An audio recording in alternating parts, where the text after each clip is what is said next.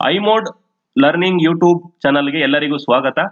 ನಾವಿವತ್ತು chapter number 21 ನೋಡ್ತಾ ಇದೀವಿ. ಅದು ಬಂದು ಸ್ಟೇಟ್ ಗವರ್ನಮೆಂಟ್. ನಾವು ಈ ವಿಡಿಯೋದಲ್ಲಿ ಏನೇನ್ ತಿಳ್ಕೊಂತೀವಿ ಅಂತಂದ್ರೆ ಸ್ಟೇಟ್ ಜುಡಿಷಿಯರಿ, ರಾಜ್ಯ ನ್ಯಾಯಾಂಗ, ಸ್ಟೇಟ್ ಲೆಜಿಸ್ಲೇಚರ್, ರಾಜ್ಯ ಶಾಸಕಾಂಗ, chief minister and council of ministers, ಮುಖ್ಯಮಂತ್ರಿ ಮತ್ತು ಅವರ ಮಂತ್ರಿಮಂಡಲ.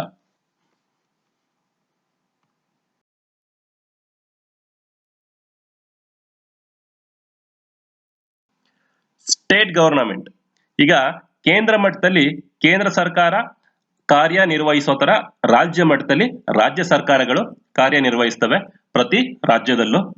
ಮತ್ತೆ ಈ ಸ್ಟೇಟ್ ಗವರ್ನಮೆಂಟ್ ಬಗ್ಗೆ ಕಾನ್ಸ್ಟಿಟ್ಯೂಷನ್ ನ ಯಾವ ಪಾರ್ಟ್ ತಿಳಿಸ್ಕೊಡುತ್ತೆ ಅಂತಂದ್ರೆ part number 6.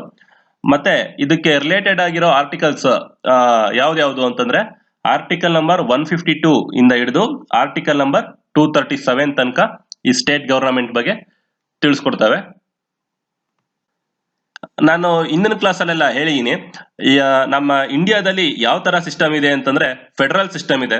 V have adapted federal system of government. ಅಂದ್ರೆ ನಮ್ಗೆಲ್ರಿಗೂ ಗೊತ್ತಿರೋ ಹಾಗೆ a federal system of government is one that divides the power of government between the national government and local government. ಅಂದ್ರೆ ಇಲ್ಲಿ power distribution ಆಗಿರುತ್ತೆ central government ಮತ್ತೆ state government ಮಧ್ಯ. ಮತ್ತೆ ನಮ್ಮ ದೇಶದಲ್ಲಿ ಅಂದ್ರೆ ಈ ಫೆಡರಲ್ ಸಿಸ್ಟಮ್ ಸಂಯುಕ್ತ ವ್ಯವಸ್ಥೆಯಲ್ಲಿ ಸೆಂಟ್ರಲ್ಗೆ ಜಾಸ್ತಿ ಅಧಿಕಾರ ಇದೆ, ಸ್ಟೇಟ್ ಗಳಿಗೆ ಲಿಮಿಟೆಡ್ ಆದ ಅಧಿಕಾರ ಇದೆ. There is a clear division of power between central and state. State judiciary or high court. State judiciary ಅಂದ್ರೆ ರಾಜ್ಯ ನ್ಯಾಯಾಂಗ. ಇದಕ್ಕೆ ಸಂಬಂಧಪಟ್ಟ ಆರ್ಟಿಕಲ್ಸ್ ಯಾವ್ದು ಅಂತಂದ್ರೆ ಆರ್ಟಿಕಲ್ 214 ಹಿಡಿದು ಆರ್ಟಿಕಲ್ 237 ತನಕ. High court is the top most court of state judiciary. ಈ ರಾಜ್ಯಗಳ ಮಟ್ಟಿಗೆ ಅಂದ್ರೆ ಆಯಾ ರಾಜ್ಯದ ನ್ಯಾಯಾಂಗ ವ್ಯವಸ್ಥೆಯಲ್ಲಿ ಅತ್ಯುನ್ನತವಾದ ಕೋರ್ಟ್ ಯಾವ್ದಪ್ಪ ಅಂತಂದ್ರೆ high court. According to article 231 there shall be a high court for each state. Article 231 ಪ್ರಕಾರ ಪ್ರತಿ ರಾಜ್ಯಗಳಿಗೂ ಒಂದೊಂದು ಹೈಕೋರ್ಟ್ ಇರಬೇಕು. ಈ ಆರ್ಟಿಕಲ್ 231 ಏನ್ ಹೇಳುತ್ತೆ ಅಂತಂದ್ರೆ ಪ್ರತಿ ರಾಜ್ಯದಲ್ಲೂ ಒಂದು ಹೈಕೋರ್ಟ್ ಇರಬೇಕು ಅಂತ ಹೇಳುತ್ತೆ. ಹಾಗೇನೆ but parliament has the power to establish a common court or common high court for 2 or more than 2 states. ಅಂದ್ರೆ ಸಂಸತ್ತು ಕಾನೂನಿನ ಮೂಲಕ 2 ಅಥವಾ 2ಕ್ಕಿಂತ ಹೆಚ್ಚು ರಾಜ್ಯಗಳು ಮತ್ತು ಕೇಂದ್ರಾಡಳಿತ ಪ್ರದೇಶಕ್ಕೆ ಒಂದೇ ಉಚ್ಚ ನ್ಯಾಯಾಲಯವನ್ನು ಸ್ಥಾಪಿಸಬಹುದು ಎಂದು 231ನೇ ವಿಧಿ ತಿಳಿಸುತ್ತದೆ. ಅಂದ್ರೆ ಈಗ ಕರ್ನಾಟಕದಲ್ಲಿ ಒಂದು ಹೈಕೋರ್ಟ್ ಇದೆ, ಅದು ಎಲ್ಲಿದೆ ಅಂತಂದ್ರೆ ಬೆಂಗಳೂರಿನಲ್ಲಿದೆ. ಮತ್ತೆ ತಮಿಳುನಾಡಿಗೂ ಒಂದು ಹೈಕೋರ್ಟ್ ಇದೆ. 2014ಕ್ಕೂ ಮುಂಚೆ ಆಂಧ್ರ ಪ್ರದೇಶ ಇನ್ನೂ ಡಿವೈಡ್ ಆಗಿರ್ಲಿಲ್ಲ. ಆ ಟೈಮಲ್ಲಿ ಅಲ್ಲಿ ಒಂದು ಹೈಕೋರ್ಟ್ ಇತ್ತು. ಅದು ಡಿವೈಡ್ ಆಗಿ ತೆಲಂಗಾಣ ಮತ್ತೆ ಆಂಧ್ರ ಪ್ರದೇಶ ಆದ್ಮೇಲೆ ಕೆಲವು ವರ್ಷಗಳ ಕಾಲ ಒಂದೇ ಹೈಕೋರ್ಟ್ 2 ರಾಜ್ಯದಲ್ಲಿರೋ ಪ್ರಕರಣಗಳನ್ನ ನಿಭಾಯಿಸ್ತಾ ಇತ್ತು. ಈಗ ಅದಕ್ಕೆ ಎರಡು ಸ್ಟೇಟ್ಗಳಿಗೂ ಸಪರೇಟ್ ಹೈಕೋರ್ಟ್ ಆಗಿದೆ. ಮತ್ತೆ ನಾರ್ತ್ ಈಸ್ಟ್ ನೋಡೋದಾದ್ರೆ ಅಲ್ಲಿ 7 ಸಿಸ್ಟರ್ಸ್ ಸ್ಟೇಟ್ಸ್ ಅಲ್ಲಿ ಒಂದೇ ಹೈಕೋರ್ಟ್ ಇರೋದು. ಅಸ್ಸಾಂನ ಗುವಾಹಟಿನಲ್ಲಿ ಒಂದೇ ಹೈಕೋರ್ಟ್ ಇರೋದು. ಆ 7 ರಾಜ್ಯಗಳಿಗೂ ಅದು ಸಣ್ಣ ರಾಜ್ಯಗಳು, ಆ 7 ರಾಜ್ಯಗಳಿಗೂ ಒಂದೇ ಹೈಕೋರ್ಟ್ ಇದೆ. ಹಾಗೆ ಒಟ್ಟು ಭಾರತದಲ್ಲಿ ಅಟ್ ಪ್ರೆಸೆಂಟ್ 25 ಹೈಕೋರ್ಟ್ ಇದೆ. ಸ್ಟೇಟ್ಸ್ 28 ಇದೆ, ಮತ್ತೆ 8 ಕೇಂದ್ರಾಡಳಿತ ಪ್ರದೇಶಗಳಿದೆ. ಆದ್ರೆ ಇರೋದು 25 ಹೈಕೋರ್ಟ್ಗಳು. ಅಂದ್ರೆ ಒಂದೇ ಹೈಕೋರ್ಟ್ ನ ಸುಮಾರು ರಾಜ್ಯಗಳು ಶೇರ್ ಮಾಡ್ಕೊಂಡಿದೆ. ಸುಮಾರು ರಾಜ್ಯಗಳ ಜೊತೆ ಕೇಂದ್ರಾಡಳಿತ ಪ್ರದೇಶಗಳು ಸಹ ಅದನ್ನ ಶೇರ್ ಮಾಡ್ಕೊಂಡಿದೆ. Composition of high court. ಹೈಕೋರ್ಟ್ ನ ರಚನೆ. Strength of judges. President has the power to decide the strength of judges in high court. ಅಂದ್ರೆ ಒಂದು ಹೈಕೋರ್ಟ್ ನಲ್ಲಿ ಎಷ್ಟು ಜನ ಜಡ್ಜಸ್ ಇರಬೇಕು ಅಂತ ಡಿಸೈಡ್ ಮಾಡೋ ಪವರ್ ಯಾರಿಗಿದೆ ಅಂತಂದ್ರೆ ರಾಷ್ಟ್ರಪತಿಯವರಿಗೆ ಇದೆ. ಈ ಹೈಕೋರ್ಟ್ ಗಳಿಗೆ ಜಡ್ಜಸ್ ಗಳನ್ನ ಅಪಾಯಿಂಟ್ ಮಾಡೋದು ಸಹ ಪ್ರೆಸಿಡೆಂಟ್ ಅವರೇನೆ. ಪ್ರೆಸಿಡೆಂಟ್ ಅವರು ಈ ಜಡ್ಜಸ್ ನ ಅಪಾಯಿಂಟ್ ಮಾಡೋದಕ್ಕೂ ಮುಂಚೆ CJI ಅಂತಂದ್ರೆ ಭಾರತದ ಸರ್ವೋಚ್ಚ ನ್ಯಾಯಾಲಯದ ಮುಖ್ಯ ನ್ಯಾಯಾಧೀಶರ ಜೊತೆ ಚರ್ಚೆ ಮಾಡಬೇಕು. ಮತ್ತೆ ಆಯಾ ರಾಜ್ಯದ ರಾಜ್ಯಪಾಲರ ಜೊತೆ ಚರ್ಚೆ ಮಾಡಬೇಕು. CJI ಮತ್ತೆ ಕನ್ಸರ್ನ್ ಸ್ಟೇಟ್ ಗವರ್ನರ್ ಜೊತೆ ಚರ್ಚೆ ಮಾಡಿ ಹೈಕೋರ್ಟ್ಗೆ ಜಡ್ಜಸ್ಗಳನ್ನ ಅಪಾಯಿಂಟ್ ಮಾಡ್ತಾರೆ. ಮತ್ತೆ ಹೀಗೆ ಅಪಾಯಿಂಟ್ ಆದಂತ ಜಡ್ಜಸ್ಗಳಿಗೆ ಯಾರು ಪ್ರಮಾಣ ವಚನ ಬೋಧಿಸೋದು ಅಂತಂದ್ರೆ ಆಯಾ ರಾಜ್ಯದ ರಾಜ್ಯಪಾಲರು. Governor of concerned state administers the oath for judges of high court. Salary and allowances, ವೇತನ ಮತ್ತು ಇತರ ಸೌಲಭ್ಯಗಳನ್ನ ನೋಡೋದಾದ್ರೆ, ಸೊ ಈ ಜಡ್ಜಸ್ ಗಳಿಗೆ ಸ್ಯಾಲರಿ ಮತ್ತೆ ಅಲೋಯನ್ಸಸ್ ನ ಯಾರು ಡಿಸೈಡ್ ಮಾಡ್ತಾರೆ ಅಂತಂದ್ರೆ parliament decides the salary and other allowances of judges. Salaries are drawn from the expenditure charged on consolidated fund of state. ಈ ಸ್ಯಾಲರಿನ ಎಲ್ಲಿಂದ ಕೊಡ್ತಾರೆ ಜಡ್ಜಸ್ ಗಳಿಗೆ ಅಂತಂದ್ರೆ ರಾಜ್ಯದ ಸಂಚಿತ ನಿಧಿಯಿಂದ ಕೊಡ್ತಾರೆ. ಇವಾಗಿನ ಸ್ಯಾಲರಿ ನೋಡೋದಾದ್ರೆ ಚೀಫ್ ಜಡ್ಜಸ್ ಗಳಿಗೆ 2.5 ಲಕ್ಷ ಸ್ಯಾಲರಿ ಇದೆ ಪರ್ ಮಂತ್. ಅದರ್ ಜಡ್ಜಸ್ಗೆ ನೋಡೋದಾದ್ರೆ 2,25,000 ಇದೆ. ಅದಲ್ಲದೆ ಅದರ್ ಅಲೋಯನ್ಸಸ್ ಅಂತಂದ್ರೆ ಅವ್ರಿಗೆ ಓಡಾಡೋದಕ್ಕೆ ವಾಹನಗಳಾಗಿರ್ಬೋದು ಮತ್ತೆ ವಸತಿ ಆಗಿರ್ಬೋದು, ಇದೆಲ್ಲ ಕೊಟ್ಟು ಅದರ ಜೊತೆಗೆ 2.5 ಲಕ್ಷ ಕೊಡ್ತಾರೆ ಚೀಫ್ ಜಡ್ಜಸ್ ಗಳಿಗೆ. ಅದರ್ ಜಡ್ಜಸ್ ಗಳಿಗೆ 2,25,000 ಕೊಡ್ತಾರೆ. The pension of judges of high court borrowed from the expenditure charged on consolidated fund of India. ಪ್ರತಿ ತಿಂಗಳ ಸ್ಯಾಲರಿನ ಬಂದು ರಾಜ್ಯದ ಸಂಚಿತ ನಿಧಿಯಿಂದ ಕೊಟ್ರೆ, ಈ ಪಿಂಚಣಿನ ಅಂದ್ರೆ ಈ ನಿವೃತ್ತರಾದಂತ ನ್ಯಾಯಾಧೀಶರ ಪಿಂಚಣಿ ಮೊತ್ತ ಎಲ್ಲಿಂದ ಕೊಡ್ತಾರೆ ಅಂತಂದ್ರೆ ಅದು ಭಾರತದ ಸಂಚಿತ ನಿಧಿಯಿಂದ. ಇದು ತುಂಬಾ ಇಂಪಾರ್ಟೆಂಟ್. ಸ್ಯಾಲರಿ ಸಂಬಳ ಬಂದು ರಾಜ್ಯದ ಸಂಚಿತ ನಿಧಿಯಿಂದ ಕೊಟ್ರೆ ಪೆನ್ಷನ್ ನ ಭಾರತದ ಸಂಚಿತ ನಿಧಿಯಿಂದ ಕೊಡ್ತಾರೆ. ಕ್ವಾಲಿಫಿಕೇಶನ್ಸ್, ಅರ್ಹತೆಗಳು ಏನೇನ್ ಬೇಕು ಜಡ್ಜ್ ಆಗೋದಿಕ್ಕೆ ಅಂತ ನೋಡೋದಾದ್ರೆ ಅವ್ರು ಬಂದು ಭಾರತದ ನಾಗರಿಕನಾಗಿರ್ಬೇಕು, ಅದು ಕಾಮನ್ ಪಾಯಿಂಟ್ ಎಲ್ಲಾ ಹುದ್ದೆಗಳಿಗೂ. ಮತ್ತೆ ಅವರು ವಕೀಲಿಕೆ ವೃತ್ತಿ ಮಾಡಿರ್ಬೇಕು 10 ವರ್ಷ, ಯಾವುದಾದ್ರೂ ಹೈಕೋರ್ಟ್ ಅಲ್ಲಿ ಭಾರತದ ಯಾವುದಾದರೂ ಉಚ್ಚ ನ್ಯಾಯಾಲಯದಲ್ಲಿ ಕನಿಷ್ಠ ಪಕ್ಷ 10 ವರ್ಷ ವಕೀಲಿಕೆ ವೃತ್ತಿ ಮಾಡಿರ್ಬೇಕು, ಮೀನ್ಸ್ ಅಡ್ವೊಕೇಟ್ ಆಗಿರ್ಬೇಕು. ಅದಿಲ್ಲ ಅಂತಂದ್ರೆ ಈ should have served in any position of Indian judiciary at least for 10 years. ಭಾರತದ ನ್ಯಾಯಾಂಗ ವ್ಯವಸ್ಥೆಯ ಯಾವುದೇ ಸ್ಥಾನದಲ್ಲಾದ್ರೂ 10 ವರ್ಷ ಸರ್ವಿಸ್ ಮಾಡಿರ್ಬೇಕು. ಎನಿ ಪೊಸಿಷನ್ ಅಂತಂದ್ರೆ ಈ SDA FDA ಆಗಿರೋರೆಲ್ಲ ಜಡ್ಜಸ್ ಮಾಡ್ಬೋದು ಅಂತಲ್ಲ, ಅದೇ ಲಾಯರ್ ಆಗಿರ್ಬೇಕು, ಲಾ ಓದಿರ್ಬೇಕು, ಅಥವಾ ಜಡ್ಜ್ ಆಗಿರ್ಬೇಕು. ಅಂದ್ರೆ ಈ ಕೆಳಮಟ್ಟದ ನ್ಯಾಯಾಲಯದಲ್ಲಾದ್ರೂ ಆಗಿರ್ಬೋದು, ಮೇಲ್ಮಟ್ಟದ ನ್ಯಾಯಾಲಯದಲ್ಲಾದ್ರೂ ಆಗಿರ್ಬೋದು, ಅಲ್ಲಿ 10 ವರ್ಷ ಸರ್ವಿಸ್ ಆಗಿರ್ಬೇಕು. ಟೆನ್ಯೂರ್, ಅಧಿಕಾರಾವಧಿ ನೋಡೋದಾದ್ರೆ ರಿಟೈರ್ಮೆಂಟ್ ಏಜ್ ಬಂದು 62 years ಇರುತ್ತೆ. ರಿಮೂವಲ್, ಪದಚ್ಯುತಿ ಬಗ್ಗೆ ನೋಡೋದಾದ್ರೆ ಸಾಮಾನ್ಯವಾಗಿ ಈ ಸುಪ್ರೀಂ ಕೋರ್ಟ್ ಜಡ್ಜಸ್ ಗಳನ್ನ ಹೇಗೆ ಪದಚ್ಯುತಿಗೊಳಿಸ್ತಾರೋ ಹಾಗೆ ಹೈಕೋರ್ಟ್ ಜಡ್ಜಸ್ ಗಳನ್ನು ಸಹ ರಿಮೂವ್ ಮಾಡ್ತಾರೆ. ನಾವು ಸುಪ್ರೀಂ ಕೋರ್ಟ್ ಅಲ್ಲಿ ನೋಡಿದ್ದು 2 ರೀಸನ್ ಇಂದಾಗಿ ಅವ್ರನ್ನ ರಿಮೂವ್ ಮಾಡಬಹುದು ಆ ಪೋಸ್ಟ್ ಇಂದ ಅಂತ ಹೇಳಿದೆ ನಾನು. ಅದರಲ್ಲಿ ಮೊದಲನೇ ರೀಸನ್ ಬಂದು ಪ್ರೂವ್ಡ್ ಮಿಸ್ಬಿಹೇವಿಯರ್, ಸಾಬೀತಾದ ದುರ್ವರ್ತನೆ. ಇನ್ನೊಂದು ರೀಸನ್ ಬಂದು ಇನ್ಕೆಪಾಸಿಟಿ, ಅಸಮರ್ಥತೆ. ಪ್ರೊಸೀಜರ್ ಫಾರ್ ಇಂಪೀಚ್ಮೆಂಟ್ ಅಂತಂದ್ರೆ ಮಹಾಭಿಯೋಗ ಹೇಗ್ ಮಾಡ್ತಾರೆ ಈ ನ್ಯಾಯಾಧೀಶರುಗಳಿಗೆ ಅಂತ ನೋಡೋದಾದ್ರೆ same procedure which is been followed by parliament to remove the judges of supreme court. Supreme court ಬಗ್ಗೆ ನಾನು ಕ್ಲಾಸ್ ಮಾಡಬೇಕಾದ್ರೆ ಅಲ್ಲಿ ಜಡ್ಜಸ್ ಗಳಿಗೆ ಹೇಗೆ ಇಂಪೀಚ್ಮೆಂಟ್ ಮಾಡ್ತಾರೆ ಅಂತ ಹೇಳಿದ್ದೆ. ಅಲ್ಲಿ ಲೋಕಸಭೆನಲ್ಲೋ ಅಥವಾ ರಾಜ್ಯಸಭೆನಲ್ಲೋ ಎಲ್ಲಾದ್ರೂ ಒಂದ್ ಕಡೆ ಈ ಪದಚ್ಯುತಿ ನಿರ್ಣಯನ ಮಂಡಿಸ್ಬೇಕು. ಲೋಕಸಭೆಲಾದ್ರೆ 100 ಜನ ಅದಕ್ಕೆ ಅಂದ್ರೆ ಲೋಕಸಭೆಯಲ್ಲಿ 100 ಜನ ಸದಸ್ಯರು ಅದಕ್ಕೆ ಸಪೋರ್ಟ್ ಮಾಡಬೇಕು. ರಾಜ್ಯಸಭೆಯಲ್ಲಿ ಮಂಡಿಸಿದ್ರೆ 50 ಜನ ಸಪೋರ್ಟ್ ಮಾಡಬೇಕು. ನೆಕ್ಸ್ಟ್ ಅಲ್ಲಿ 2ರಲ್ಲೂ ಸ್ಪೆಷಲ್ ಮೆಜಾರಿಟಿಲಿ ಪಾಸ್ ಆಗಿ ಪ್ರೆಸಿಡೆಂಟ್ ಹತ್ರ ಹೋಗ್ಬೇಕು. ಪ್ರೆಸಿಡೆಂಟ್ ಅವರು ಒಪ್ಪಿಗೆ ಕೊಡ್ತಾರೆ.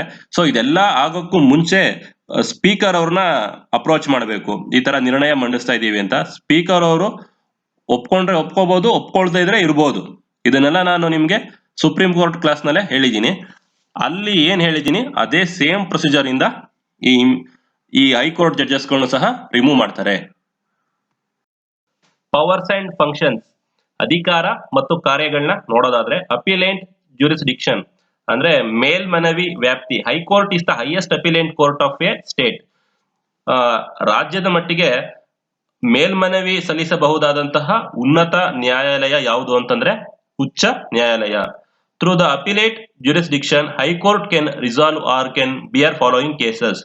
ಈ ಹೈಕೋರ್ಟ್ ನಲ್ಲಿ ಮೇಲ್ಮನವಿ ಸಲ್ಲಿಸೋದ್ರ ಮುಖಾಂತರ ಯಾವ್ಯಾವ ಕೇಸ್ಗಳನ್ನ ಇತ್ಯರ್ಥ ಮಾಡಬಹುದು ಅಂತಂದ್ರೆ ಸಿವಿಲ್ ಕೇಸ್, ನಾಗರಿಕ ಮೊಕದ್ದಮೆಗಳು, ಕ್ರಿಮಿನಲ್ ಕೇಸ್ ಮತ್ತೆ ಕಾನ್ಸ್ಟಿಟ್ಯೂಷನಲ್ ಕೇಸಸ್. ಇದನ್ನೆಲ್ಲ ನಾನು ಸುಪ್ರೀಂ ಕೋರ್ಟ್ ಹೇಳಬೇಕಾದ್ರೂ ಹೇಳಿದೀನಿ. ಅಲ್ಲಿ ಸುಪ್ರೀಂ ಕೋರ್ಟ್ಗೆ ಪವರ್ ಸ್ವಲ್ಪ ಜಾಸ್ತಿ ಇದೆ. ಯಾಕೆ ಅಂತಂದ್ರೆ ಅಲ್ಲಿ ಸುಪ್ರೀಂ ಕೋರ್ಟ್ ಬಂದು ಇಂಟರ್ ಸ್ಟೇಟ್ ಡಿಸ್ಪ್ಯೂಟ್ಸ್ ನ ಸಾಲ್ವ್ ಮಾಡುತ್ತೆ, ಮತ್ತೆ ವಾಟರ್ ಡಿಸ್ಪ್ಯೂಟ್ಸ್ ಮತ್ತೆ ಗಡಿ ವಿವಾದ ಇವೆಲ್ಲ ಸಾಲ್ವ್ ಮಾಡೋದು ಬಂದು ಸುಪ್ರೀಂ ಕೋರ್ಟ್. ಅದ್ರ ಜೊತೆಗೆ ಇವು ಮೂರನ್ನು ಸಹ ಯಾವುದು civil cases, criminal cases, constitutional cases ಸಹ ಅದು ಸಾಲ್ವ್ ಮಾಡುತ್ತೆ. ಆದ್ರೆ ಈ ಹೈಕೋರ್ಟ್ ಈ ಜಲ ವಿವಾದ ಮತ್ತೆ ಗಡಿ ವಿವಾದ ಇದರ ಎಲ್ಲ ಸ್ವಲ್ಪ ಕಡಿಮೆ, ಅಷ್ಟೊಂದು ಪವರ್ ಇಲ್ಲ. ಇಲ್ಲಿ ಬಂದು ಈ ಸಿವಿಲ್ ಕೇಸಸ್, ಕ್ರಿಮಿನಲ್ ಕೇಸಸ್ ಮತ್ತೆ ಕಾನ್ಸ್ಟಿಟ್ಯೂಷನಲ್ ಕೇಸಸ್ ನ ಇದು ರಿಸಾಲ್ವ್ ಮಾಡುತ್ತೆ. ರಿಟ್ ಜ್ಯೂರಿಸ್ಡಿಕ್ಷನ್, ರಿಟ್ ವ್ಯಾಪ್ತಿನ ನೋಡೋದಾದ್ರೆ ಈ ರಿಟ್ಸ್ ಗಳನ್ನ ಹೊರಡಿಸೋ ವಿಷಯದಲ್ಲಿ ಹೈಕೋರ್ಟ್ಗೆ ಜಾಸ್ತಿ ಅಧಿಕಾರ ಇದೆ ಸುಪ್ರೀಂ ಕೋರ್ಟ್ ಹೋಲಿಸ್ಕೊಂಡ್ರೆ. ಅಂದ್ರೆ ಈ ಸುಪ್ರೀಂ ಕೋರ್ಟ್ ರಿಟ್ಸ್ ನ ಯಾವ್ಯಾವ ವಿಷಯಕ್ಕೆ ಹೊರಡಿಸಬಹುದು ಅಂತಂದ್ರೆ ಫಂಡಮೆಂಟಲ್ ರೈಟ್ಸ್ ಪ್ರೊಟೆಕ್ಷನ್ಗೋಸ್ಕರ ಹೊರಡಿಸಬಹುದು. ಆದ್ರೆ ಹೈಕೋರ್ಟ್ ಫಂಡಮೆಂಟಲ್ ರೈಟ್ಸ್ ಮತ್ತೆ ಲೀಗಲ್ ರೈಟ್ಸ್ ಇವೆರಡು ಪ್ರೊಟೆಕ್ಷನ್ಗೂ ಸಹ ರಿಟ್ಸ್ ಗಳನ್ನ ಹೊರಡಿಸಬಹುದು. ಮತ್ತೆ ಈ ಕೆಳಹಂತದ ನ್ಯಾಯಾಲಯದ ನಿಯಂತ್ರಣದ ಅಧಿಕಾರ ಸಹ ಈ ಹೈಕೋರ್ಟ್ಗೆ ಇದೆ. ಅಂದ್ರೆ ಈ ಡಿಸ್ಟ್ರಿಕ್ಟ್ ಮ್ಯಾಜಿಸ್ಟ್ರೇಟ್ ಕೋರ್ಟ್ ಮತ್ತೆ ತಾಲೂಕ್ ಲೆವೆಲ್ ಕೋರ್ಟ್ಸ್ ಇದೆಯಲ್ಲ ಇದನ್ನ ಕಂಟ್ರೋಲ್ ಮಾಡೋ ಅಧಿಕಾರ ಹೈಕೋರ್ಟ್ಗೆ ಇದೆ. ಮತ್ತೆ ಕರ್ನಾಟಕ ಅಡ್ಮಿನಿಸ್ಟ್ರೇಟಿವ್ ಟ್ರಿಬ್ಯುನಲ್ ಕ್ಯಾಟ್ ಅಂತ ಏನ್ ನೋಡ್ತಾ ಇದೀವಿ ಜಾಸ್ತಿ ನ್ಯೂಸ್ ನಲ್ಲಿ, ಅದು ಸಹ ಈ ಹೈಕೋರ್ಟ್ ಕೆಳಗಡೆನೆ ಬರುತ್ತೆ. List of high courts in India. At present today ಇಂಡಿಯಾದಲ್ಲಿ ಒಟ್ಟು 25 ಹೈಕೋರ್ಟ್ಗಳಿದೆ. ಸೊ ಮೊದಲನೇದಾಗಿ ಹೈಕೋರ್ಟ್ ಬಾಂಬೆನಲ್ಲಿ 1862 ಇಸ್ವಿನಲ್ಲಿ ಸ್ಥಾಪನೆ ಆಗುತ್ತೆ. ಮಹಾರಾಷ್ಟ್ರ ರಾಜ್ಯಕ್ಕೆ ಮತ್ತೆ ಗೋವಾ ರಾಜ್ಯಕ್ಕೆ ಒಂದೇ ಹೈಕೋರ್ಟ್, ಕಾಮನ್ ಹೈಕೋರ್ಟ್ ಬಂದು ಬಾಂಬೆ ಹೈಕೋರ್ಟ್. ಎಲ್ಲಿ ಯಾವಾಗ 1862 ಇಸ್ವಿನಲ್ಲಿ. ಆ ಎರಡು ರಾಜ್ಯಕ್ಕಲ್ಲದೆ ದದರ್ ಅಂಡ್ ನಗರ್ ಹವೇಲಿ ಮತ್ತೆ ಡಾಮನ್ ಅಂಡ್ ಡಿಯು ಇದಕ್ಕೂ ಸಹ ಬಾಂಬೆ ಹೈಕೋರ್ಟೇನೆ ಟಾಪ್ ಕೋರ್ಟ್. ಮತ್ತೆ ಇದು ವಿಭಾಗೀಯ ಪೀಠಗಳು ಎಲ್ಲೆಲ್ಲಿದೆ ಅಂತ ನೋಡೋದಾದ್ರೆ ಬೆಂಚಸ್ ಅಂದ್ರೆ ಪಣಜಿ, ಔರಂಗಾಬಾದ್ ಮತ್ತೆ ನಾಗ್ಪುರ್. ಈ ವಿಭಾಗೀಯ ಪೀಠ ಬೆಂಚಸ್ ಎಂತಕ್ ಮಾಡ್ತಾರೆ ಅಂತಂದ್ರೆ ತುಂಬಾ ಕೇಸಸ್ ಜಾಸ್ತಿ ಇರುತ್ತೆ, ಎಲ್ಲ ಬಂದು ಒಂದೇ ಕೋರ್ಟ್ ಅಲ್ಲಿ ಡಿಸೈಡ್ ಮಾಡೋದಕ್ಕೆ ಆಗಲ್ಲ. ಮತ್ತೆ ತುಂಬಾ ಸ್ಟೇಟ್ ತುಂಬಾ ದೊಡ್ಡದಿದ್ರೆ ತುಂಬಾ ದೂರದಿಂದ ಸಹ ಬರ್ಬೇಕಾಗುತ್ತೆ. ಸೊ ಇದನ್ನೆಲ್ಲ ನೋಡಿ ಸೊ ಆಡಳಿತ ಈಸಿಯಾಗ್ಲಿ, ಕೇಸ್ಗಳು ಬೇಗ ಇತ್ಯರ್ಥ ಆಗ್ಲಿ ಅನ್ನೋ ಕಾರಣಕ್ಕೆ ಒಂದೊಂದು ಬೆಂಚಸ್ ಗಳನ್ನ ಮಾಡಿರ್ತಾರೆ, ಅಂದ್ರೆ ವಿಭಾಗೀಯ ಪೀಠಗಳನ್ನ ಮಾಡಿರ್ತಾರೆ.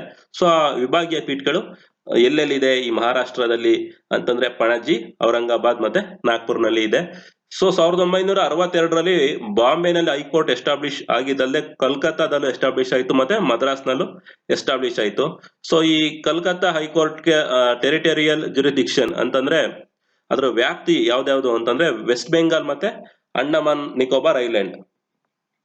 ಸೊ ವೆಸ್ಟ್ ಬೆಂಗಾಲ್ ರಾಜ್ಯಕ್ಕೆ ಮತ್ತೆ ಅಂಡಮಾನ್ ಅಂಡ್ ನಿಕೋಬಾರ್ ರಾಜ್ಯಕ್ಕೆ ಕಾಮನ್ ಹೈಕೋರ್ಟ್ ಬಂದು ಕಲ್ಕತ್ತಾದಲ್ಲಿರೋ ಹೈಕೋರ್ಟ್. ಸೊ ವಿಭಾಗೀಯ ಪೀಠ ಎಲ್ಲಿದೆ ಅಂತಂದ್ರೆ ಪೋರ್ಟ್ ಬ್ಲೇರ್ ನಲ್ಲಿ ಇದೆ. ಅದ್ ಬಿಟ್ರೆ ಮುಖ್ಯ ಪೀಠ ಕಲ್ಕತ್ತಾದಲ್ಲಿದೆ. ಸೊ ಈ ಪೋರ್ಟ್ ಬ್ಲೇರ್ ಬಂದು ಅಂಡಮಾನ್ ಅಂಡ್ ನಿಕೋಬಾರ್ನ ರಾಜಧಾನಿ. ಸೊ ಅವರು ಏನಾದ್ರು ಕೇಸ್ ಇದ್ರೆ ಈ ಕಲ್ಕತ್ತಾಗೆ ಬರೋದಕ್ಕೆ ಕಷ್ಟ ಆಗುತ್ತೆ ಅಂತ ಅಲ್ಲೊಂದು ವಿಭಾಗೀಯ ಪೀಠನ ಮಾಡಿದ್ದಾರೆ.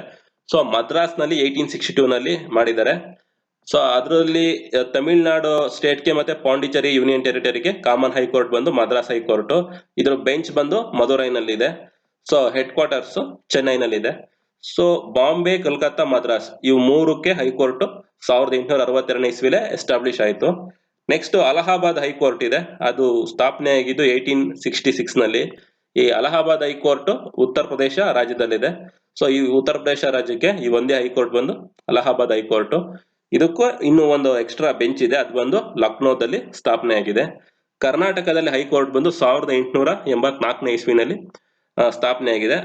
ನಾವು ಕರ್ನಾಟಕದವರಾಗಿರೋದ್ರಿಂದ ಈ ಸ್ಟೇಟ್ ಲೆವೆಲ್ ಎಕ್ಸಾಮ್ ನಲ್ಲಿ ಈ ಕ್ವಶನ್ ಕೇಳಬಹುದು, ಕರ್ನಾಟಕದಲ್ಲಿ ಯಾವಾಗ ಹೈಕೋರ್ಟ್ ಸ್ಥಾಪನೆ ಆಯಿತು ಅಂತ. ಕರ್ನಾಟಕದಲ್ಲಿ ಹೈಕೋರ್ಟ್ ಸ್ಥಾಪನೆ ಆಗಿದ್ದು 1884 ಇಸ್ವಿನಲ್ಲಿ. ಇದು ಬದ್ರಿ ಕರ್ನಾಟಕಕ್ಕೆ ಮಾತ್ರ ಸೀಮಿತ ಆಗುತ್ತೆ. ಈ ವಿಭಾಗೀಯ ಪೀಠಗಳು ಎಲ್ಲೆಲ್ಲಿದೆ ಅಂತಂದ್ರೆ ಧಾರವಾಡ ಮತ್ತೆ ಕಲಬುರ್ಗಿನಲ್ಲಿ ಇದೆ. ನೆಕ್ಸ್ಟ್ ಬಿಹಾರದಲ್ಲಿ ಅಂದ್ರೆ ಬಿಹಾರ್ ಸ್ಟೇಟ್ ಅಲ್ಲಿ ಹೈಕೋರ್ಟ್ ಇದೆ. ಅದು ಬಿಹಾರದಲ್ಲಿ ಎಲ್ಲಿದೆ ಅಂತಂದ್ರೆ ಪಾಟ್ನಾದಲ್ಲಿದೆ. ಜಮ್ಮು ಕಾಶ್ಮೀರಲ್ಲಿ ಹೈಕೋರ್ಟ್ ಇದೆ. ಅಸ್ಸಾಂ, ನಾಗಾಲ್ಯಾಂಡ್, ಮಿಜೋರಾಂ, ಅರುಣಾಚಲ್ ಪ್ರದೇಶ್ ಈ 4 ರಾಜ್ಯಗಳಿಗೂ ಸಹ 1948ರಲ್ಲಿ ಗುವಾಹಟಿನಲ್ಲಿ ಹೈಕೋರ್ಟ್ ಎಸ್ಟಾಬ್ಲಿಷ್ ಆಯಿತು. ನೆಕ್ಸ್ಟ್ ಒಡಿಶಾದಲ್ಲಿ ಸಹ ಹೈಕೋರ್ಟ್ ಇದೆ. ಅದ್ರದ್ದು ಬೆಂಚ್ ಅಂತಂದ್ರೆ ಇಲ್ಲಿ ಬೆಂಚ್ ಎಸ್ಟಾಬ್ಲಿಷ್ ಆಗಿಲ್ಲ, ಅಂದ್ರೆ ಹೆಡ್ ಕ್ವಾರ್ಟರ್ಸ್ ಎಲ್ಲಿದೆ ಅಂತಂದ್ರೆ ಕಟಕ್ ಅಲ್ಲಿ ಇದೆ. ರಾಜಸ್ಥಾನದಲ್ಲಿ ಸಹ ಹೈಕೋರ್ಟ್ ಇದೆ, ಅಲ್ಲಿ ಜೋಧ್ಪುರ್ ನಲ್ಲಿದೆ. ಮಧ್ಯಪ್ರದೇಶದಲ್ಲಿದೆ. ನೆಕ್ಸ್ಟ್ ಕೇರಳದಲ್ಲೂ ಸಹ ಹೈಕೋರ್ಟ್ ಇದೆ. ಅಲ್ಲಿ ಕೇರಳದಲ್ಲಿ ಎರ್ನಾಕುಲಂ ನಲ್ಲಿ ಹೈಕೋರ್ಟ್ ಎಸ್ಟಾಬ್ಲಿಷ್ ಆಗಿದೆ. ಮಧ್ಯಪ್ರದೇಶದಲ್ಲಿ ಹೈಕೋರ್ಟ್ ಇರೋದು ಜಬಲ್ಪುರದಲ್ಲಿ. ವಿಭಾಗೀಯ ಪೀಠಗಳಿರೋದು ಗ್ವಾಲಿಯರ್ ಮತ್ತೆ ಇಂದೋರ್ ನಲ್ಲಿದೆ. ಗುಜರಾತ್ ನಲ್ಲಿ ಹೈಕೋರ್ಟ್ 1960ನಲ್ಲಿ ಎಸ್ಟಾಬ್ಲಿಷ್ ಆಗುತ್ತೆ. ಎಲ್ಲಿದೆ ಗುಜರಾತ್ ನಲ್ಲಿ ಅಂತಂದ್ರೆ ಅಹಮದಾಬಾದ್ ನಲ್ಲಿದೆ. 1966ನಲ್ಲಿ ದೆಹಲಿನಲ್ಲಿ ಹೈಕೋರ್ಟ್ ಎಸ್ಟಾಬ್ಲಿಷ್ ಆಗುತ್ತೆ. 1971 ನಲ್ಲಿ ಹಿಮಾಚಲ್ ಪ್ರದೇಶ್ ನಲ್ಲಿ ಹೈಕೋರ್ಟ್ ಸ್ಥಾಪನೆ ಆಗುತ್ತೆ. 1975ರಲ್ಲಿ ಪಂಜಾಬ್ ಮತ್ತೆ ಹರಿಯಾಣದಲ್ಲಿ ಹೈಕೋರ್ಟ್ ಎಸ್ಟಾಬ್ಲಿಷ್ ಆಗುತ್ತೆ. ಚಂಡೀಗಢದಲ್ಲಿ ಈ ಹೈಕೋರ್ಟ್ ಇದೆ. ಈ ಪಂಜಾಬ್ ಮತ್ತೆ ಹರಿಯಾಣ ಈ 2 ರಾಜ್ಯಗಳ ಜೊತೆ ಚಂಡೀಗಢ ಕೇಂದ್ರಾಡಳಿತ ಪ್ರದೇಶಕ್ಕೂ ಸಹ ಒಂದೇ ಹೈಕೋರ್ಟ್, ಕಾಮನ್ ಹೈಕೋರ್ಟ್. ಆ ಹೈಕೋರ್ಟ್ ಎಲ್ಲಿದೆ ಅಂತಂದ್ರೆ ಚಂಡೀಗಢದಲ್ಲಿದೆ.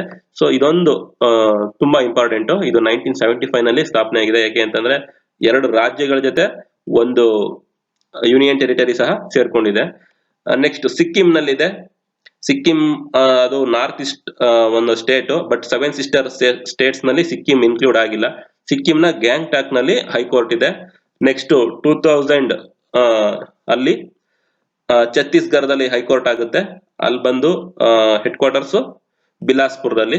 ಮತ್ತೆ ಉತ್ತರಾಖಂಡಲ್ಲೂ ಸಹ ಎಸ್ಟಾಬ್ಲಿಷ್ ಆಗುತ್ತೆ ಹೈಕೋರ್ಟ್ ನೈನಿತಾಲ್ ಅನ್ನೋ ಪ್ರದೇಶದಲ್ಲಿ.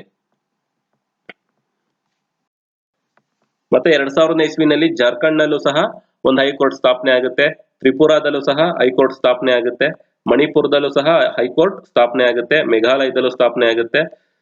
2019ರಲ್ಲಿ ತೆಲಂಗಾಣದಲ್ಲಿ ಸ್ಥಾಪನೆ ಆಗುತ್ತೆ. ತೆಲಂಗಾಣದ ಹೈದರಾಬಾದ್ ನಲ್ಲಿ ಸ್ಥಾಪನೆ ಆಗುತ್ತೆ. 2019ರಲ್ಲಿ ಆಂಧ್ರ ಪ್ರದೇಶದಲ್ಲಿ ಲೇಟೆಸ್ಟ್ 25th ಹೈಕೋರ್ಟ್ ಇದು ಅಮರಾವತಿಲಿ ಸ್ಥಾಪನೆ ಆಗಿದೆ.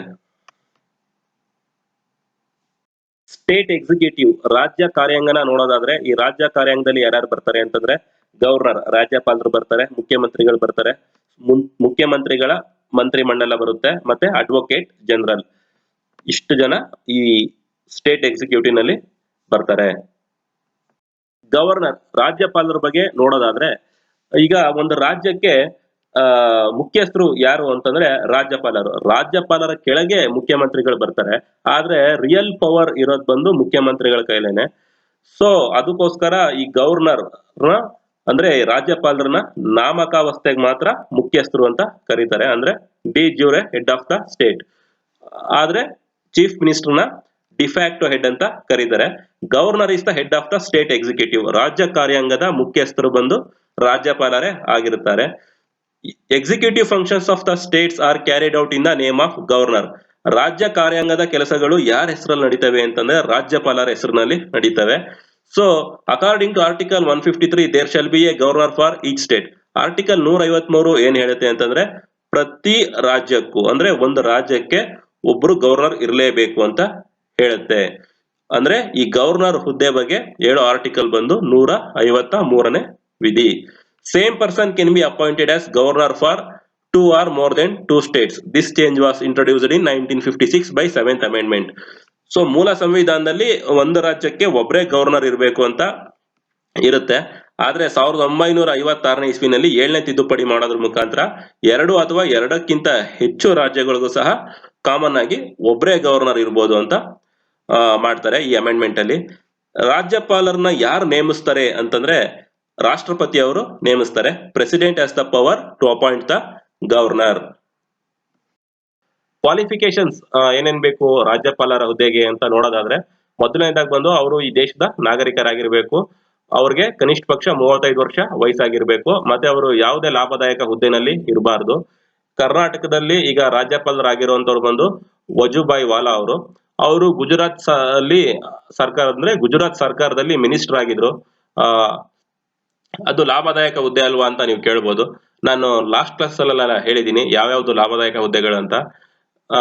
ಈ ಮಿನಿಸ್ಟರ್ ಪೋಸ್ಟ್ ಆಗಿರ್ಬೋದು, ಸಿಎಂ ಪೋಸ್ಟ್ ಆಗಿರ್ಬೋದು, ಗವರ್ನರ್ ಪೋಸ್ಟ್ ಆಗಿರ್ಬೋದು, PM ಪೋಸ್ಟ್ ಆಗಿರ್ಬೋದು, ಇವ್ಯಾವುದನ್ನು ಲಾಭದಾಯಕ ಹುದ್ದೆ ಅಂತ ಪರಿಗಣಿಸೋ ಹಾಗಿಲ್ಲ. ಮತ್ತೆ ಅಧಿಕಾರಾವಧಿ ನೋಡೋದಾದ್ರೆ ರಾಷ್ಟ್ರಪತಿ ಅವರ ಇಚ್ಛೆಗನುಸಾರ ಅವರು ಅಂದ್ರೆ ರಾಜ್ಯಪಾಲರು ಆ ಹುದ್ದೆನಲ್ಲಿ ಮುಂದುವರಿಬಹುದು. ಸಾಮಾನ್ಯವಾಗಿ 5 ವರ್ಷ ಇರುತ್ತೆ. ಅವ್ರ 5 ವರ್ಷ ಕಂಪ್ಲೀಟ್ ಆದ್ಮೇಲೆ ನೆಕ್ಸ್ಟ್ ಅವ್ರನ್ನ ಕಂಟಿನ್ಯೂ ಮಾಡೋದು ಬೇಡವೋ ಅನ್ನೋದು ಡಿಸೈಡ್ ಮಾಡೋದು ಬಂದು ಪ್ರೆಸಿಡೆಂಟ್ ಅವ್ರಿಗೆ ಆ ಅಧಿಕಾರ ಇದೆ. ಮತ್ತೆ president can remove governor at any time. ಈ ರಾಷ್ಟ್ರಪತಿ ಅವರು ಯಾವಾಗ ಬೇಕಾದ್ರೂ ರಾಜ್ಯಪಾಲರನ್ನ ಆ ಹುದ್ದೆಯಿಂದ ತೆಗಿಬಹುದು. There is no specific procedure to remove governor. ಈ ಗವರ್ನರ್ ಅಂದ್ರೆ ಈ ರಾಜ್ಯಪಾಲರನ್ನ ಪದಚ್ಯುತಿಗೊಳಿಸೋದಕ್ಕೆ ಯಾವುದೇ ಒಂದು ಪ್ರೊಸೀಜರ್ ಇಲ್ಲ ಕಾನ್ಸ್ಟಿಟ್ಯೂಷನ್ ನಲ್ಲಿ. ಬಟ್ ರಾಷ್ಟ್ರಪತಿ ಅವ್ರನ್ನ ಪದಚ್ಯುತಿಗೊಳಿಸೋದಕ್ಕೆ ಇಂಪೀಚ್ಮೆಂಟ್ ಅಂದ್ರೆ ಮಹಾಭಿಯೋಗ ಇದೆ. ಆದ್ರೆ ಗವರ್ನರ್ಗೆ ಮಹಾಭಿಯೋಗ ಮಾಡೋದಂತದಾಗ್ಲಿ ಪದಚ್ಯುತಿಗೊಳಿಸೋದಂತದಾಗ್ಲಿ ಕಾನ್ಸ್ಟಿಟ್ಯೂಷನ್ ಅಲ್ಲಿ ಎಲ್ಲೂ ಮೆನ್ಷನ್ ಮಾಡಿಲ್ಲ. ರಾಷ್ಟ್ರಪತಿಯವರಿಗೆ ಮಾತ್ರ ಈ ರಾಜ್ಯಪಾಲರನ್ನ ಹುದ್ದೆಯಿಂದ ಕೆಳಗಿಳಿಸೋ ಅವಕಾಶ ಮತ್ತೆ ಅಧಿಕಾರ ಇದೆ. ಸ್ಯಾಲರೀಸ್, ವೇತನ ನೋಡೋದಾದ್ರೆ ಈ ಗವರ್ನರ್ ಅವ್ರಿಗೆ ಯಾರು ಸ್ಯಾಲರಿನ ಡಿಸೈಡ್ ಮಾಡೋದು ಅಂತಂದ್ರೆ ಸ್ಟೇಟ್ ಲೆಜಿಸ್ಲೇಚರ್ ಡಿಸೈಡ್ ಮಾಡುತ್ತೆ. ಅಂದ್ರೆ ರಾಜ್ಯ ಶಾಸಕಾಂಗ ಈ ರಾಜ್ಯಪಾಲರ ವೇತನಕ್ಕೆ ಸಂಬಂಧಪಟ್ಟ ಹಾಗೆ ತೀರ್ಮಾನ ತಗೊಳುತ್ತೆ. ಪವರ್ಸ್ ಅಂಡ್ ಫಂಕ್ಷನ್ಸ್, ಅಧಿಕಾರ ಮತ್ತು ಕಾರ್ಯಗಳನ್ನ ನೋಡೋದಾದ್ರೆ ಈ appoints the chief minister. Chief ಮಿನಿಸ್ಟರ್ನ ಅಪಾಯಿಂಟ್ ಮಾಡೋದು ಬಂದು ಗವರ್ನರ್ ಅವರೇನೆ. ಮತ್ತೆ ಚೀಫ್ ಮಿನಿಸ್ಟರ್ ಅವರ ಅಡ್ವೈಸ್ ಮೇಲೆ ಬೇರೆ ಬೇರೆ ಮಿನಿಸ್ಟರ್ಗಳನ್ನ ಅಪಾಯಿಂಟ್ ಮಾಡೋದು ಸಹ ಗವರ್ನರ್ ಅವರೇನೆ. ಮತ್ತೆ ಅಡ್ವೊಕೇಟ್ ಜನರಲ್ ಅವ್ರನ್ನ ಅಪಾಯಿಂಟ್ ಮಾಡೋದು ಸಹ ಗವರ್ನರೇನೆ. ನೆಕ್ಸ್ಟ್ ಬಂದು ಈ ಸ್ಟೇಟ್ ಪಬ್ಲಿಕ್ ಸರ್ವಿಸ್ ಕಮಿಷನ್ ಅಂದ್ರೆ ರಾಜ್ಯ ಲೋಕಸೇವಾ ಆಯೋಗಗಳ ಮುಖ್ಯಸ್ಥರು ಮತ್ತು ಸದಸ್ಯರುಗಳನ್ನ ನೇಮಕ ಮಾಡೋದು ರಾಜ್ಯಪಾಲರವರೇ. ಆದ್ರೆ ಅವ್ರನ್ನ ರಿಮೂವ್ ಮಾಡೋದು ಯಾರನ್ನ? ರಾಜ್ಯ ಲೋಕಸೇವಾ ಆಯೋಗಗಳ ಮುಖ್ಯಸ್ಥರು ಮತ್ತು ಸದಸ್ಯರುಗಳನ್ನ ವಜಾ ಮಾಡೋ ಅಧಿಕಾರ ಇರೋದು ರಾಷ್ಟ್ರಪತಿಯವರಿಗೆ. ಇದು ತುಂಬಾ ಇಂಪಾರ್ಟೆಂಟ್. ಮತ್ತೆ ಇನ್ನೊಂದು ಅಧಿಕಾರ ಏನಂತಂದ್ರೆ ಈ ವಿಶ್ವವಿದ್ಯಾಲಯಗಳಿಗೆ ವೈಸ್ ಚಾನ್ಸಲರ್ ಉಪಕುಲಪತಿಗಳನ್ನ ನೇಮಕ ಮಾಡೋ ಅಧಿಕಾರ ಸಹ ರಾಜ್ಯಪಾಲರಿಗೆ ಇದೆ. ಲೆಜಿಸ್ಲೇಟಿವ್ ಪವರ್ಸ್, ಶಾಸಕಾಂಗಕ್ಕೆ ಸಂಬಂಧಪಟ್ಟ ಹಾಗೆ ರಾಜ್ಯಪಾಲರಿಗೆ ಏನೇನ್ ಅಧಿಕಾರ ಇದೆ ನೋಡೋದಾದ್ರೆ he is a part of state legislative. ರಾಜ್ಯಪಾಲರು ರಾಜ್ಯ ಶಾಸಕಾಂಗದ ಒಂದು ಭಾಗ. He has the power to give his assent to the bill passed by the state legislature. ಅಂದ್ರೆ ಈ ರಾಜ್ಯ ಸರ್ಕಾರಗಳು ಏನೇನು ಕಾನೂನ ಮಾಡುತ್ತೆ ಅವಕ್ಕೆ ಒಪ್ಪಿಗೆ ಕೊಡಬೇಕಾಗಿರೋದು ಬಂದು ಗವರ್ನರ್ ಅವರೇನೆ. ಈ ರಾಜ್ಯ ವಿಧಾನಸಭೆಗಳಲ್ಲಿ ಬಿಲ್ ಪಾಸ್ ಆಗಿ ನೆಕ್ಸ್ಟ್ ಯಾರ ಹತ್ರ ಹೋಗುತ್ತೆ ಅಂತಂದ್ರೆ ಗವರ್ನರ್ ಹತ್ರ ಹೋಗುತ್ತೆ. ರಾಜ್ಯಪಾಲರ ಸಹಿ ಬಿದ್ಮೇಲೆ ಅದು ಆಕ್ಟ್ ಆಗುತ್ತೆ. ನೆಕ್ಸ್ಟ್ ಅದನ್ನ ಸರ್ಕಾರ ಜಾರಿಗೊಳಿಸಿದಾಗ ಅದು ಕಾನೂನಾಗುತ್ತೆ. He has the power to summon, proroguing and dissolving the state legislature or state legislative assembly. ಅಂದ್ರೆ ಈ ಅಧಿವೇಶನ ಕರೆಯೋದು ಮತ್ತೆ ಈ ರಾಜ್ಯ ಸರ್ಕಾರನ ವಿಸರ್ಜನೆ ಮಾಡೋದು, ಈ ಎರಡು ಅಧಿಕಾರಗಳು ಸಹ ರಾಜ್ಯಪಾಲರಿಗೆ ಇವೆ. He has the power to nominate 1/6 members to state legislative council. ಇದಲ್ಲದೆ ಇವ್ರಿಗೆ ರಾಜ್ಯ ವಿಧಾನ ಪರಿಷತ್ಗಳಿಗೆ 1/6 ಭಾಗ ಅಂದ್ರೆ 1/6 ಮೆಂಬರ್ಸ್ಗಳನ್ನ ಅಪಾಯಿಂಟ್ ಮಾಡೋದು, ಅಂದ್ರೆ 1/6 ಭಾಗದ ಮುಖ್ಯಸ್ಥರನ್ನ ನೇಮಕ ಮಾಡೋ ಅಧಿಕಾರ ಸಹ ರಾಜ್ಯಪಾಲರಿಗೆ ಇದೆ.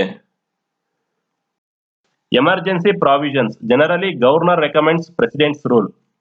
ಈ ರಾಜ್ಯಪಾಲರಿಗೆ ಏನಾದ್ರೂ ರಾಜ್ಯದಲ್ಲಿ ಕಾನೂನು ಸುವ್ಯವಸ್ಥೆ ಸರಿ ಇಲ್ಲ ಅಂತ ಅನ್ಸಿದ್ರೆ ಅಥವಾ ಅಸಂವಿಧಾನಿಕವಾಗಿ ಆಡಳಿತ ನಡೆಸ್ತಾ ಇದ್ದಾರೆ ಅಂತ ಅನ್ಸಿದ್ರೆ ರಾಷ್ಟ್ರಪತಿಗಳಿಗೆ ಈ ಪ್ರೆಸಿಡೆಂಟ್ ರೂಲ್ ನ ಇಂಪೋಸ್ ಮಾಡಬೇಕು ಅಂತ ಶಿಫಾರಸ್ ಮಾಡೋ ಅಧಿಕಾರ ರಾಜ್ಯಪಾಲರಿಗಿದೆ.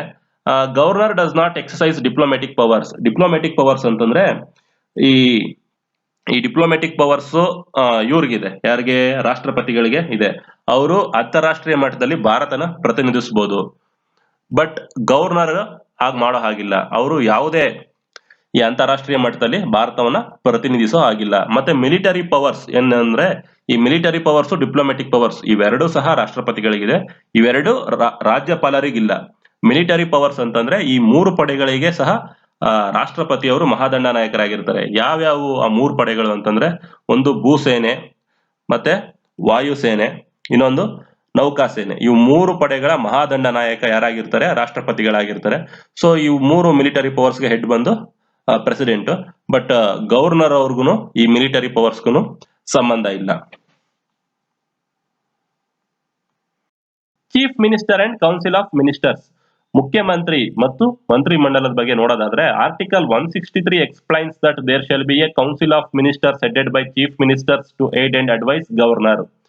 163ನೇ ವಿಧಿ ಏನ್ ಹೇಳುತ್ತೆ ಅಂತಂದ್ರೆ ರಾಜ್ಯಪಾಲರಿಗೆ ಸಲಹೆ ಮತ್ತು ಸೂಚನೆಗಳನ್ನು ನೀಡಲು ಮುಖ್ಯಮಂತ್ರಿ ಮತ್ತು ಅವರ ಮಂತ್ರಿಮಂಡಲ ಅಸ್ತಿತ್ವದಲ್ಲಿ ಇರಬೇಕು ಅಂತ ಆರ್ಟಿಕಲ್ 163 ಹೇಳುತ್ತೆ. Chief minister is the de facto head of the state. ಅಂದ್ರೆ ಡಿಫ್ಯಾಕ್ಟೋ ಹೆಡ್ ಅಂತಂದ್ರೆ ಏನಂತ ಗೊತ್ತು ನಿಮ್ಗೆ? Real head of the state ಯಾರಾಗಿರ್ತಾರೆ? ಮುಖ್ಯಮಂತ್ರಿಗಳಾಗಿರ್ತಾರೆ. Governor has the power to appoint chief ministers. ಈ ರಾಜ್ಯಪಾಲರಿಗೆ ಮುಖ್ಯಮಂತ್ರಿಗಳನ್ನ ನೇಮಕ ಮಾಡೋ ಅಧಿಕಾರ ಇದೆ. Governor appoints other ministers on the recommendation of chief ministers. ಮುಖ್ಯಮಂತ್ರಿಗಳ ಶಿಫಾರಸ್ಸಿನ ಮೇರೆಗೆ ರಾಜ್ಯಪಾಲರು ಇತರ ಸಚಿವರನ್ನು ಸಹ ನೇಮಕ ಮಾಡ್ತಾರೆ. Generally a leader that has a majority in the state legislative assembly will get appointed as CM. ಸಾಮಾನ್ಯವಾಗಿ ಯಾವ ಪಕ್ಷ ಬಹುಮತ ಬಂದಿರುತ್ತೋ, ಯಾವ ಪಕ್ಷಕ್ಕೆ ಬಹುಮತ ಬಂದಿರುತ್ತೋ, ಸೊ ಆ ಪಕ್ಷದವರು ನಮ್ಮ ಶಾಸಕಾಂಗದ ನಾಯಕರಾಗಿ ಯಾರನ್ನ ಆಯ್ಕೆ ಮಾಡಿರ್ತಾರೋ ಅವ್ರನ್ನ ಮುಖ್ಯಮಂತ್ರಿಯಾಗಿ ರಾಜ್ಯಪಾಲರು ನೇಮಿಸ್ತಾರೆ. While appointing CM, government can exercise some discretionary powers.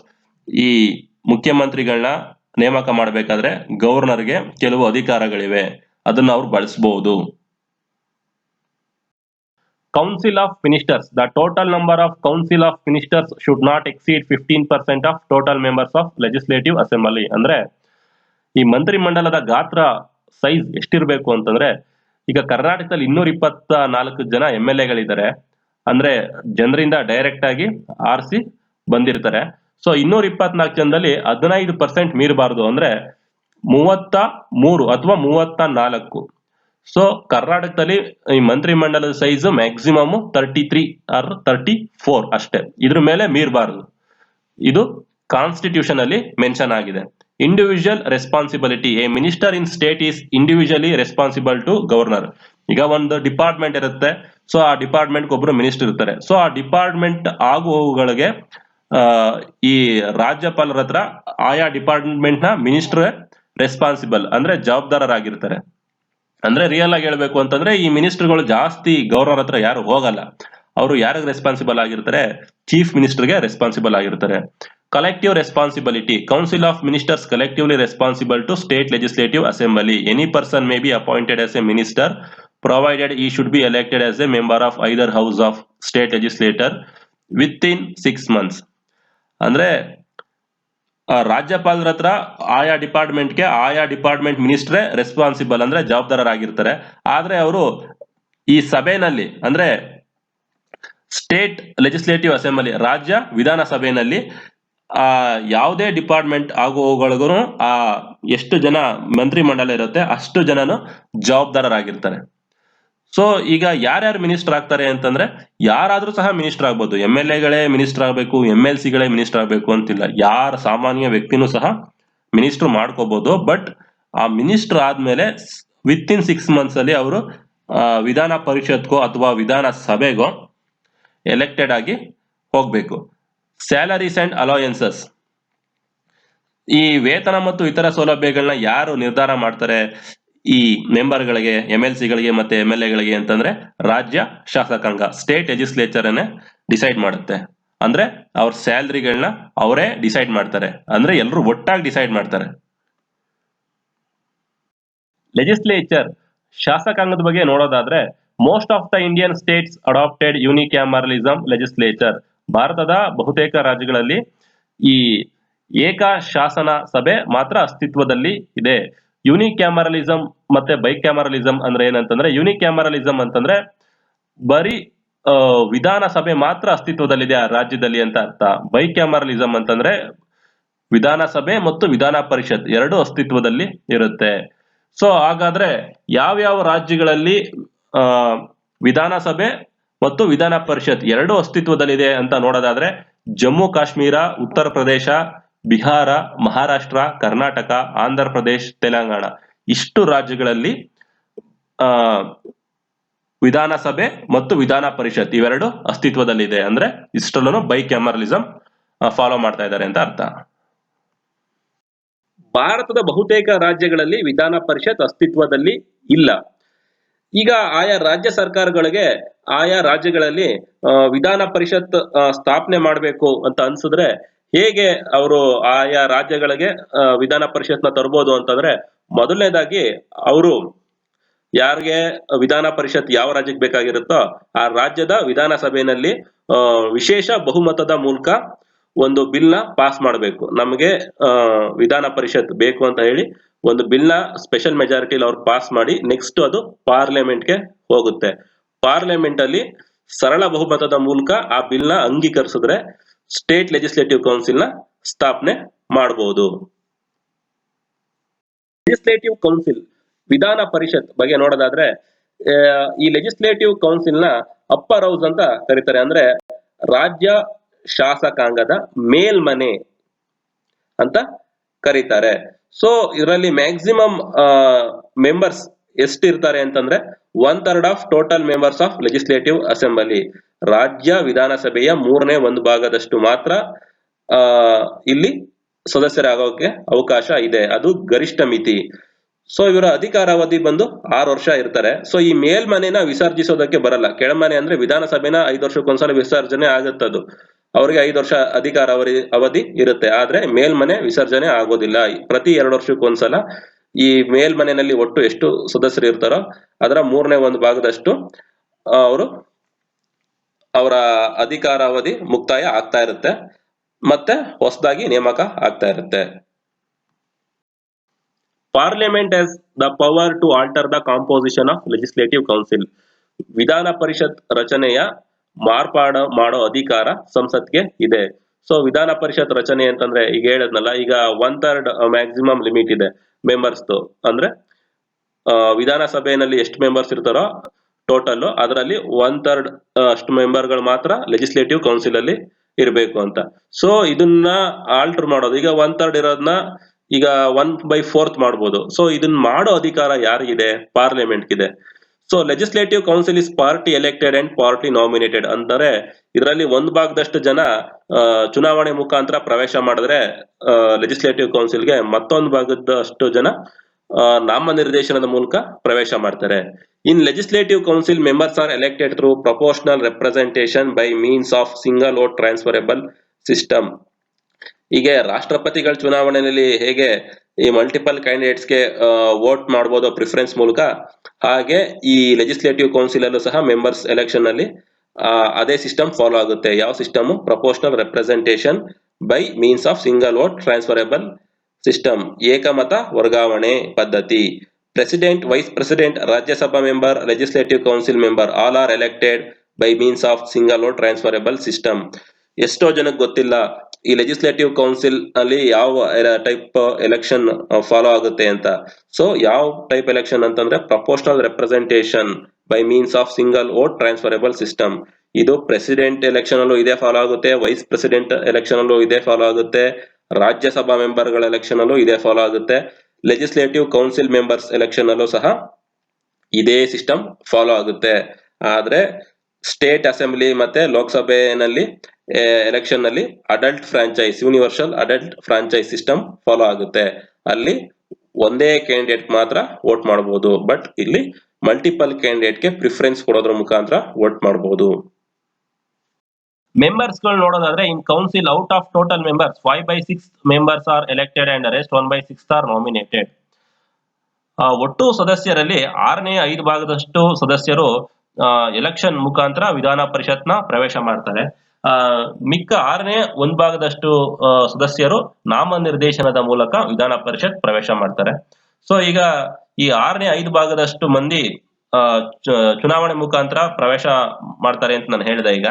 So ಅದರಲ್ಲಿ ಈ 3/1 ಅಂದ್ರೆ 1/3 ಮೆಂಬರ್ಸ್ ಯಾವ ತರ ಎಲೆಕ್ಷನ್ ಇಂದ ಎಂಟ್ರಿ ಆಗ್ತಾರೆ ಲೆಜಿಸ್ಲೇಟಿವ್ ಕೌನ್ಸಿಲ್ಗೆ ಅಂತಂದ್ರೆ, ಅವ್ರಿಗೆ ಯಾವ ತರ ಎಲೆಕ್ಷನ್ ನಡೆಯುತ್ತೆ ಅಂತಂದ್ರೆ, ಆ ಎಲೆಕ್ಷನ್ ಅಲ್ಲಿ ಯಾವ್ಯಾವ ಪಾರ್ಟಿಸಿಪೇಟ್ ಮಾಡ್ತಾರೆ ಅಂತಂದ್ರೆ, ಲೋಕಲ್ ಬಾಡಿ ಮೆಂಬರ್ಸ್ ಅವರು ಅಲ್ಲಿ ಮತದಾರರಾಗಿರ್ತಾರೆ. ಈ ಲೋಕಲ್ ಬಾಡಿ ಮೆಂಬರ್ಸ್ ಅಂತಂದ್ರೆ ಈ ಜಿಲ್ಲಾ ಪಂಚಾಯತಿ ಮೆಂಬರ್ಗಳು, ನಗರಸಭೆ ಮೆಂಬರ್ಗಳು, ಮುನ್ಸಿಪಾಲಿಟಿ ಮೆಂಬರ್ಗಳು, ಗ್ರಾಮ ಪಂಚಾಯತಿ ಮೆಂಬರ್ಗಳು, ಇವರು ವೋಟರ್ಸ್ ಆಗಿರ್ತಾರೆ ಈ 1/3 ಮೆಂಬರ್ಸ್ ನ ಎಲೆಕ್ಟ್ ಮಾಡೋದಕ್ಕೆ. ಮತ್ತೆ 1/3 ಮೆಂಬರ್ಗಳು ಹೇಗೆ ಎಂಟ್ರಿ ತಗೊಂತಾರೆ ಅಂತಂದ್ರೆ, ಅವ್ರಿಗೆ ವೋಟ್ ಮಾಡೋರು ಬಂದು ರಾಜ್ಯ ವಿಧಾನಸಭೆಯಲ್ಲಿರೋ MLAಗಳು. ಅವರು ವೋಟ್ ಮಾಡೋದ್ರ ಮುಖಾಂತರ ಈ 1/3 ಮೆಂಬರ್ ನ ಫಿಲ್ಅಪ್ ಮಾಡ್ತಾರೆ. Next 1/12 members are elected by the graduates with 3 years of standing. Degree must be taken before 3 years of election. ಅಂದ್ರೆ ಇದು ಪದವೀಧರರ ಕ್ಷೇತ್ರ ಅಂತ ಬರುತ್ತೆ. ಅಂತಂದ್ರೆ ಅಲ್ಲಿ ಪದವೀಧರರ ಮಾತ್ರ ವೋಟ್ ಮಾಡಬಹುದು. ಸೊ ವೋಟರ್ಸ್ ಬಂದು ಯಾರ್ಯಾರು ಇರ್ತಾರೆ ಅಂತಂದ್ರೆ ರಾಜ್ಯದ ಪದವೀಧರರು, ಅವ್ರು ಮಾತ್ರ ವೋಟ್ ಮಾಡಿ ಎಲೆಕ್ಟ್ ಮಾಡಬೇಕು. ಸೊ ಹಾಗೆ ಎಷ್ಟು ಜನ ಇನ್ನಾಗ್ತಾರೆ ಅಂತಂದ್ರೆ ಟೋಟಲ್ ಮೆಂಬರ್ಸ್ ಅಲ್ಲಿ 1/12 ಅಷ್ಟು ಈ ತರ ಎಂಟ್ರಿ ತಗೊಂತಾರೆ. ನೆಕ್ಸ್ಟ್ ಅನದರ್ 1/12 ಮೆಂಬರ್ಸ್ ಹೇಗೆ ಎಂಟ್ರಿ ತಗೋತಾರೆ ಅಂತಂದ್ರೆ, ಶಿಕ್ಷಕರ ಕ್ಷೇತ್ರ ಅಂದ್ರೆ ಅವರು 3 ವರ್ಷ ಟೀಚರ್ ಆಗಿರ್ಬೇಕು. ಸೊ ಅವ್ರಿಗೆ ಅವ್ರ ಶಿಕ್ಷಕರ ಕ್ಷೇತ್ರದ ಚುನಾವಣೆ ಅಂತ ಬರುತ್ತೆ. ಸೊ ಅವರು ಅಲ್ಲಿಂದ ಎಲೆಕ್ಟೆಡ್ ಆಗಿ ಬರ್ತಾರೆ. The remaining members are nominated by governor. ನಿಮ್ಗೆ ಗೊತ್ತಿರೋ ಹಾಗೆ ಫಸ್ಟ್ ಪಾಯಿಂಟ್ ಅಲ್ಲಿ ಹೇಳಿದೆ 1/6 ಜನ ನಾಮನಿರ್ದೇಶನ ಆಗ್ತಾರೆ ಅಂತ. ಅವರು ಯಾವ್ಯಾವ ಕ್ಷೇತ್ರದಿಂದ ಅಂತಂದ್ರೆ ಸಾಹಿತ್ಯ, ವಿಜ್ಞಾನ, ಕಲೆ, ಸಹಕಾರ ಚಳುವಳಿ. ಸೊ ಈ ಕ್ಷೇತ್ರಗಳಿಂದ ಅವರು ನಾಮನಿರ್ದೇಶಿತರಾಗಿ ವಿಧಾನ ಪರಿಷತ್ಗೆ ಪ್ರವೇಶ ಪಡ್ಕೊಂತಾರೆ. ಲೆಜಿಸ್ಲೇಟಿವ್ ಅಸೆಂಬ್ಲಿ ವಿಧಾನಸಭೆಗಳ ಬಗ್ಗೆ ನೋಡೋದಾದ್ರೆ, ವಿಧಾನಸಭೆನ ರಾಜ್ಯ ಶಾಸಕಾಂಗದ ಕೆಳಮನೆ ಅಂತ ಕರಿತೇವೆ. ಅಲ್ಲಿ ಸ್ಟ್ರೆಂತ್ ನೋಡೋದಾದ್ರೆ ಕನಿಷ್ಠ ಪಕ್ಷ 60 ಸ್ಥಾನಗಳಿರ್ಬೇಕು ಆ ರಾಜ್ಯದಲ್ಲಿ, ಗರಿಷ್ಠ 500 ಸ್ಥಾನಗಳಿರ್ಬೇಕು. ಆದ್ರೆ ಗೋವಾ ಮತ್ತೆ ಮಿಜೋರಾಂ ಅಲ್ಲಿ ಕೇವಲ 40 ಶಾಸಕ ಸ್ಥಾನಗಳಿವೆ ಲೆಜಿಸ್ಲೇಟಿವ್ ಅಸೆಂಬ್ಲಿಯಲ್ಲಿ. 60 ಸ್ಥಾನಗಳು ಇರಬೇಕು ಮಿನಿಮಮ್ ಅಂತ ನಾನು ಹೇಳಿದ್ದೆ. ಇಲ್ಲಿ 40 ಇದೆ, ಹೇಗಿದು ಲೆಜಿಸ್ಲೇಟಿವ್ ಅಸೆಂಬ್ಲಿ ಆಗುತ್ತೆ ಅಂತ ಕೇಳೋ ಪ್ರಶ್ನೆ ಬರಲ್ಲ. ಯಾಕೆ ಅಂತಂದ್ರೆ ಅಲ್ಲಿ ಕಡಿಮೆ ಪಾಪ್ಯುಲೇಷನ್ ಇದೆ. ನಮ್ಗೆ ಗೊತ್ತಿರೋ ಹಾಗೆ ಸ್ಟೇಟ್ಸ್ ಗಳನ್ನ ಯಾವ ಬೇಸಿಸ್ ಮೇಲೆ ಮಾಡಿದ್ದಾರೆ ಅಂತಂದ್ರೆ ಲ್ಯಾಂಗ್ವೇಜ್ ಬೇಸಿಸ್ ಮೇಲೆ ಮಾಡಿದ್ದಾರೆ, ಆಯ್ತಾ. ಸೊ ಆಯಾ ಲ್ಯಾಂಗ್ವೇಜಸ್ ಅವ್ರಿಗೆ ಒಂದೊಂದು ಗವರ್ನಮೆಂಟ್ ಇರಬೇಕು. ಸೊ ಅದಕ್ಕೋಸ್ಕರ ಇಲ್ಲಿ ಕಡಿಮೆ ಸೀಟ್ಸ್ ಇದ್ರೂ ಇದನ್ನು ಸಹ ಲೆಜಿಸ್ಲೇಟಿವ್ ಅಸೆಂಬ್ಲಿಗಳು ಅಂತಾನೆ ಕನ್ಸಿಡರ್ ಮಾಡ್ಬೇಕಾಗತ್ತೆ. ಮೆಥಡ್ ಆಫ್ ಎಲೆಕ್ಷನ್ ನೋಡೋದಾದ್ರೆ, the nature of election is direct. ವಿಧಾನಸಭೆಗೆ ಸದಸ್ಯರು ನೇರವಾಗಿ ಜನರಿಂದ ಆಯ್ಕೆಯಾಗಿ ಬರ್ತಾರೆ. ಇಲ್ಲಿ ಸಾರ್ವತ್ರಿಕ ವಯಸ್ಕ ಮತದಾನ ಪದ್ಧತಿನ ಅಳವಡಿಸಿಕೊಳ್ಳಲಾಗಿದೆ. ಅಂದ್ರೆ 18 ವರ್ಷ ತುಂಬಿರೋರಿಗೆ ಮತದಾನದ ಹಕ್ಕು ಬರುತ್ತೆ.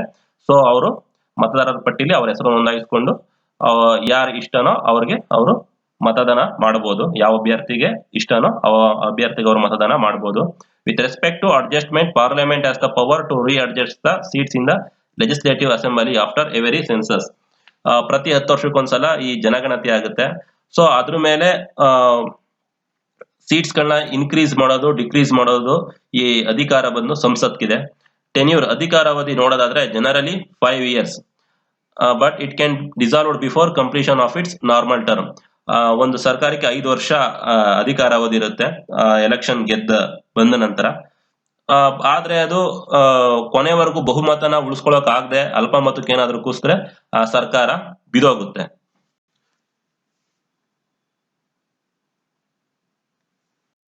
Nominated members as per article 333.